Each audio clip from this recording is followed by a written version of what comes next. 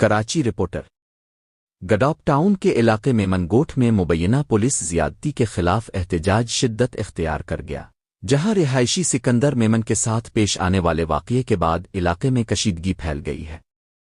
ذرائع کے مطابق ایس ایچ او میمن گوٹھ تھانے کی پرائیویٹ ٹیم نے مبینہ طور پر ڈاکوؤں کا روپ دھار کر سکندر میمن کو اغوا کیا اور بعد میں ہیرا میڈیکل سینٹر کے قریب پھینک کر فرار ہو گئے۔ متاثرہ شخص کو دل کا دورہ پڑنے پر فوری طور پر اسپتال منتقل کیا گیا، جہاں اس کی حالت تشویشناک بتائی جا رہی ہے۔ واقعے کی اطلاع ملتے ہی ورثاء اور علاقہ مکینوں نے میمن گوٹھ بازار کا مین روڈ بلاک کر کے شدید احتجاج کیا اور ایس ایچ او کے خلاف سخت نعرے بازی کی۔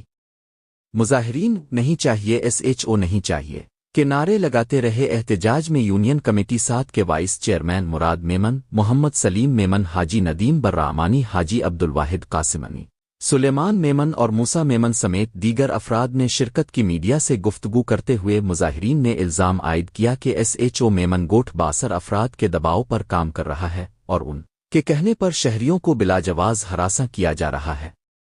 انہوں نے کہا کہ بے گناہ افراد کو گرفتار کر کے ان پر تشدد کیا جا رہا ہے اور پولیس کی زیادتیاں دن بہ دن بڑھتی جا رہی ہیں، جبکہ کوئی پوچھنے والا نہیں۔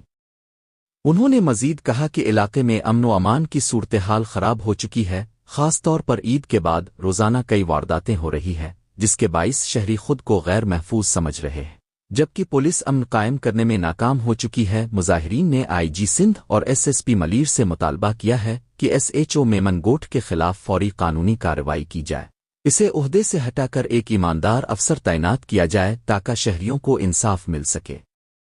انہوں نے خبردار کیا کہ اگر ان کے مطالبات تسلیم نہ کیے گئے تو وہ سپر ہائی وے بلاک کرنے پر مجبور ہوں گے، جس کی مکمل ذمہ داری انتظامیہ پر عائد ہوگی۔